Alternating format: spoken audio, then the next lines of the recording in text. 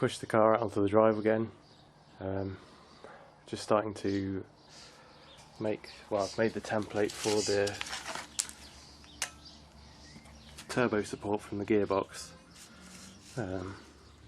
It's going to be pretty big, but it has to be quite beefy. Looks a bit like one of the staircases for aeroplanes. Car's been on the street for about half an hour and I've had 2 people come and have a chat with me, which is quite cool. Some old guy in a boiler suit talking about his Triumphs and BSAs and everything, and then the recycling guy pulled up to collect the bin and just ran straight over and gave me a leaflet to a new car show that's in town, which is basically the replacement for Ashby Foleville car show, which I used to go to. It was fantastic. So it's the same kind of cars you're going to get there, which is brilliant. Here's where I'm at with the bonnet. It's almost back on after lots of chopping to clear the supercharger, but the inlet manifold isn't clearing. It turns out it wasn't clearing last time I was on the road, and it's caused a stress fracture.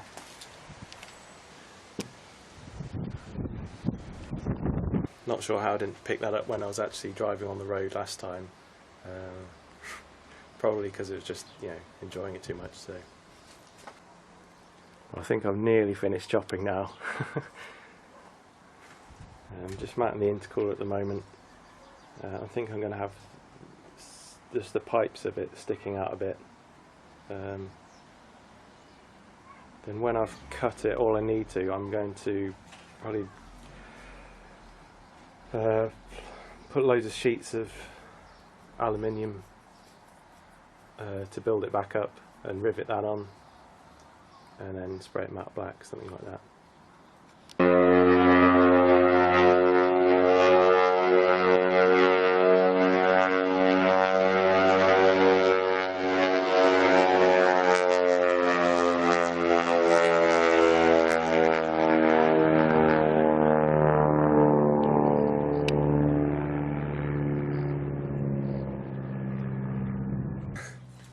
That plane was loud. The camera probably doesn't pick it up, but very loud. It's gone pretty black outside and it's threatening to absolutely lash it down. So I brought the car back inside. I've got the intercooler where I want it to be now.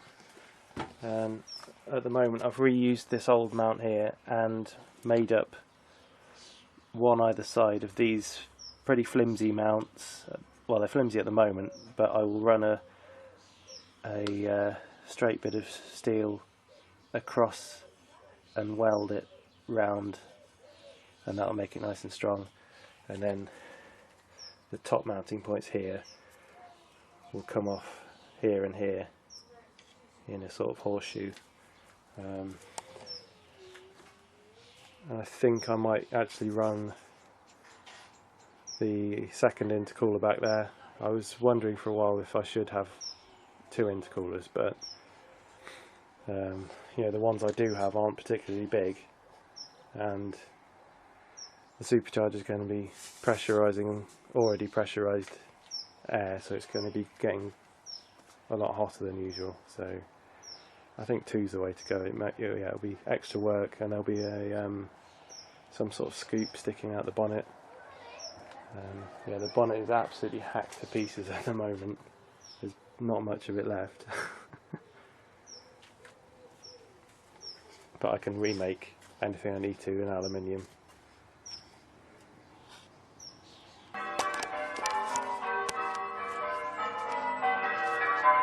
Oh, these church bells are just so loud.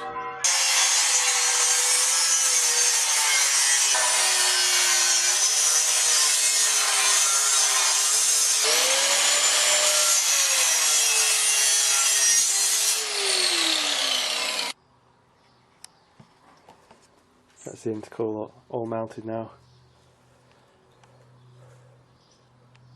finished off those brackets and painted them, and then the top bracket is just bent bar welded on to an adapter plate that bolts onto there.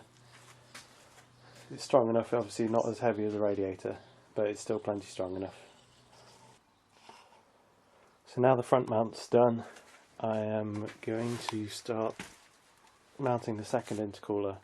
I've mocked up the length of the lines I want to get the position I want, which is about here. So it's going to clear the expansion tank cap. It's going to allow room for the bonnet to just clear it with a scoop in it.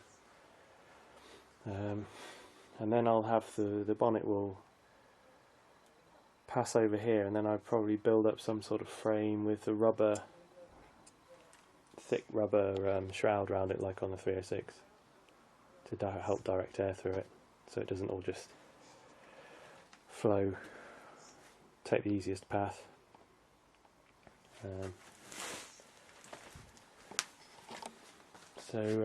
Yeah, the answer to the old question, front mount versus top mount, is both. Finished the front two of the mounts for the intercooler. The first one comes off the bell housing where the starter motor is, and the other one goes down and shares that turbo support plate. Yeah, really basic stuff, but it's pretty strong, it's solid. The last one up here, I can take a support plate down there onto the top of the gearbox. There's a couple of bolts there that I can take that off, but because this sticks so far back compared to where the bonnet will be, I might just cut that off and then have sort of steel plate. So I might just have some thin strips of steel, one on the top, one below, and then bolts either side to clamp it together, and then I can take the support off the lower half of that. And then after that, I've got to connect that to that, and then that's pretty much done, and then change these over for some black ones which I've got at the workshop.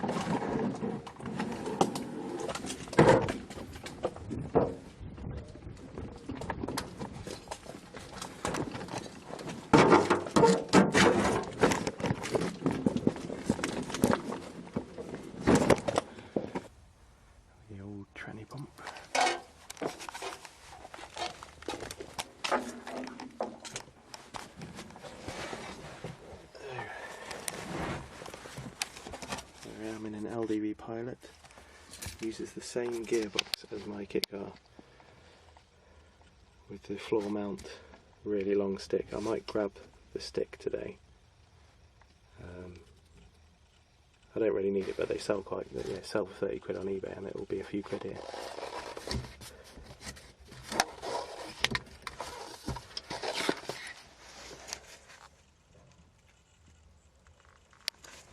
Might actually get the box as well some other day for spare. Needs a good greasing that day.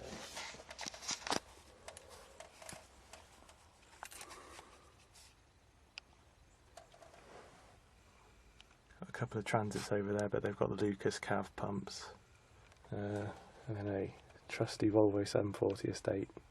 Had one of those brilliant cars.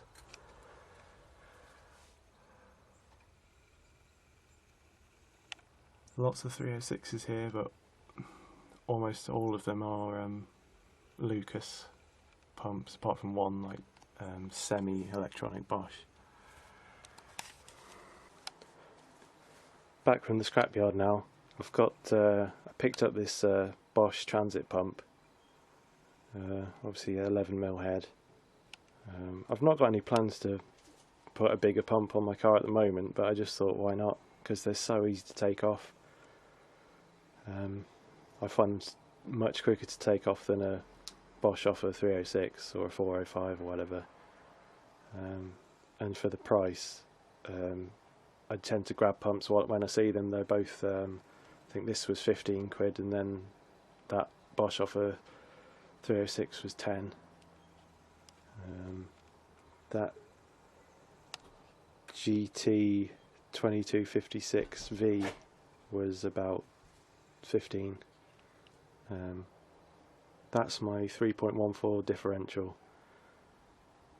which I will be putting on the Kit Car someday, but it's going to be a bit of a faff to do it now, so I'll just get it on the road with what I've got in there, and then I can do that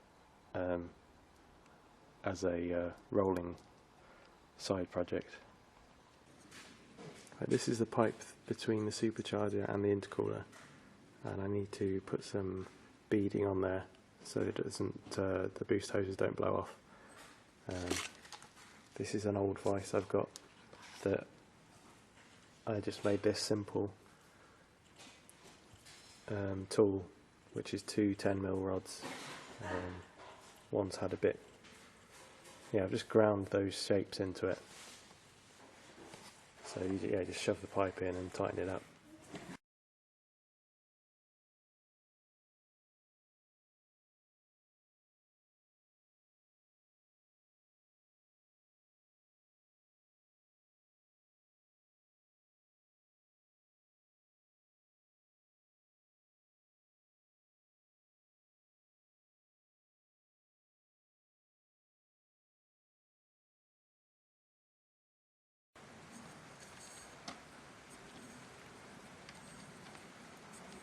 That's the finished pipe.